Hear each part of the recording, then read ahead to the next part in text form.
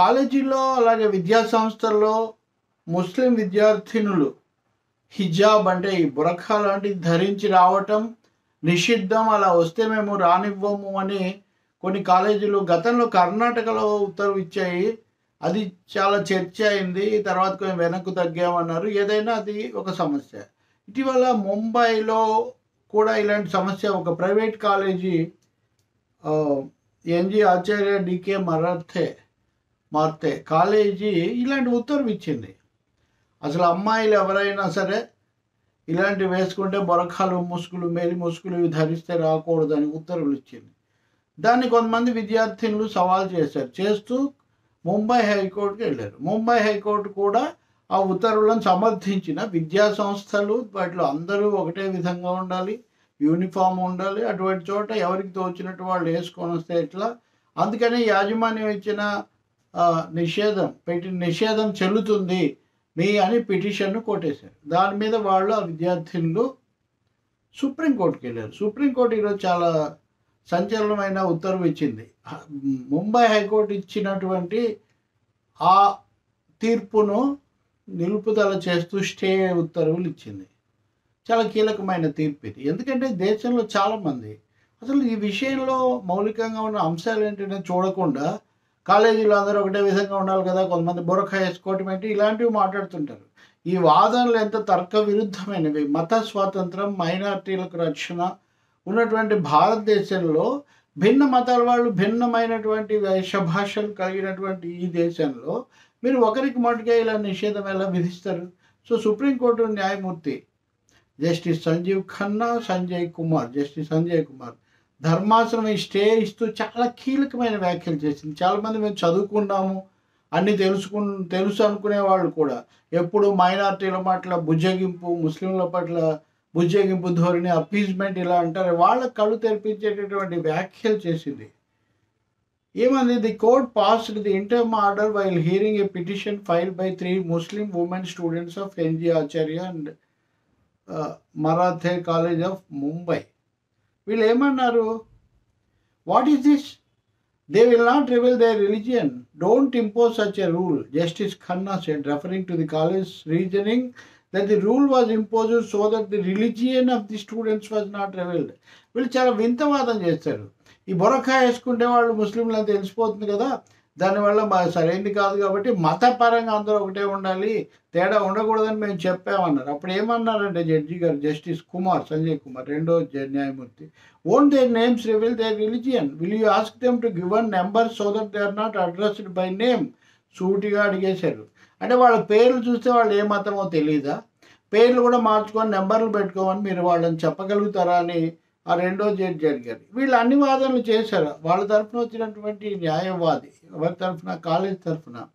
ఏమండి, ఉత్తర్వులు ఎప్పటి నుంచో ఇచ్చాము, ఇంతకాలం 400 మంది పిల్లలు ఉన్నారు, వాళ్ళలో ఎవరికి లేని అభ్యంతరం వీళ్ళకే వచ్చిందా? వీళ్ళు కావాలని గొడవ చేస్తున్నారు, అందరూ ఒకటిగా ఉండాలి అని చెప్పి మేము చెప్తే దాన్ని ఎందుకు ఆపుతారు?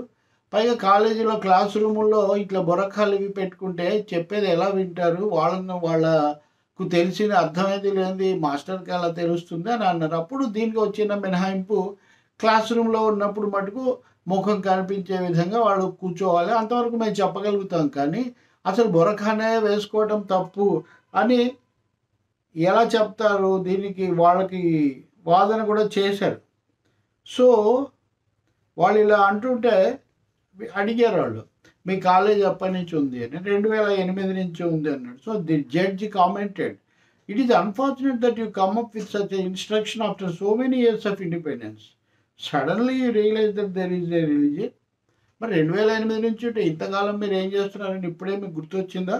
Will you say that somebody wearing tilak will not be allowed? Justice Khanna asked the advocate Diwan. మరి తిలకం పెట్టుకోవద్దు అని మీరు చెప్పగలుగుతారా అంటే వాళ్ళు ఇలా అన్నారు. సో ఏమన్నారంటే 400 మందిలో కొద్దిమంది అడిగారు అంటే, అయితే ఏంటి వాళ్ళు అడగకూడదా అని ప్రశ్నించాడు ఆయన. So this is sad. How are you empowering women by telling them what to wear? ఏం వేసుకోవడం స్త్రీలను శాసించడం ద్వారా మీరు వాళ్ళకి సాధికారత, ఎంపవర్మెంట్ ఎలా కలిగిస్తారు అన్నారు.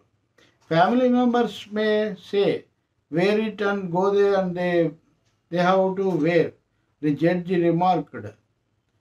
సో వాళ్ళ నేపథ్యం, వాళ్ళ కుటుంబాల వాళ్ళు కూడా చెప్తుంటారు. అది కూడా మీరు అర్థం చేసుకోవాలి. Don't ask them to leave the college, will stay the circular solution to a lot of this pay, this is proper good education, justice Khanna added. కాబట్టి మీరు ఆ ఉత్తర్వు వెనక్కు తీసుకోండి, అనుమతించండి, ఆపకండి. సరైన విద్య నేర్పిస్తే ఇలాంటివి చాలా వరకు పరిష్కారం అవుతాయి అని చెప్పాడు. సో దాని మీద bench issue notice to the petition to returnable to week commencing. నవంబర్లో దీన్ని మళ్ళీ విచారిస్తారు. దాంతో ఇప్పుడు జూన్ 26న ముంబై హైకోర్టు ఇచ్చిన దాన్ని వీళ్ళు నిలుపుదల చేశారు. ఇది చాలా కీలకమైనది. చాలామంది చదువుకున్న వాళ్ళు, ఆలోచన పరులు కూడా విద్యా సంస్థల్లో కూడా ఈ మతం ఏంటి అది ఇది అంటుంటారు కదా, కొందరి మీద ఇట్లాంటి ఉత్తర్వులు పెట్టడం తప్పు. తిలకం పెట్టుకోవచ్చు, బొట్టు పెట్టుకోవచ్చు, హారాలు వేసుకోవచ్చు, గాజులు వేసుకోవచ్చు, ఇవి పెట్టుకోవచ్చు. అటువంటిప్పుడు వాళ్ళ వేషభాషలు, తిండి వీటిని ఎలా శాసిస్తారు? చదువుకు ఏం ఆటంకం కాదు కదా. సిక్కులు ఒక విధమైన వేషధారణ ఉంటుంది, ఇంకా కొన్ని చోట్ల ఇంకా గిరిజన ప్రాంతాల్లో వేరే ఉంటుంది. సో వీటన్నిటిని సరిగ్గా మన దేశంలో ఉన్న వైవిధ్యాన్ని అర్థం చేసుకోవాలి. రాజ్యాంగం ఇస్తున్న సమానత్వం, స్వేచ్ఛ అనే వాటిని కూడా అర్థం చేసుకోవాలి. సుప్రీంకోర్టు చెప్పిన దాంట్లో కీలకం అది.